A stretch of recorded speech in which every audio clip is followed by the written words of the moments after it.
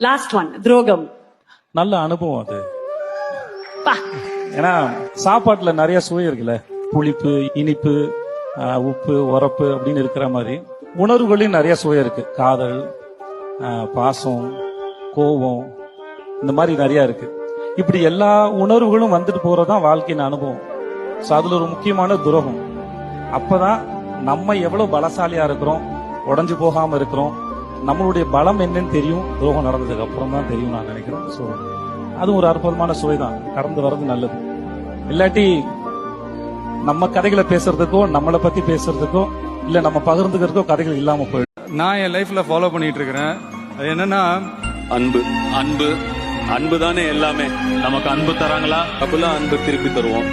வெறுப்பு தராங்களா, நமக்கு வெறுப்பு தராங்களா, அன்பே திருப்பி கொடுப்போம். இன்னும் போல் ஒரு இடத்துல உன்னை வேணான்னு ஒதுக்குனா அது யாரா இருந்தாலும் சரி, எவ்வளவுதான் க்ளோஸா இருந்தாலும் சரி, நீ விலகி போயிடு.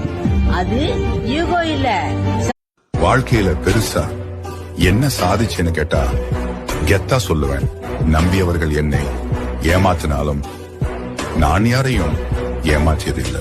யாரையும் எதிர்பார்த்து வாழவும் கூடாது, யாருக்கும் நம்ம பாரமாவும் வாழக்கூடாது. நமக்கு அது கிடைச்சதை வச்சு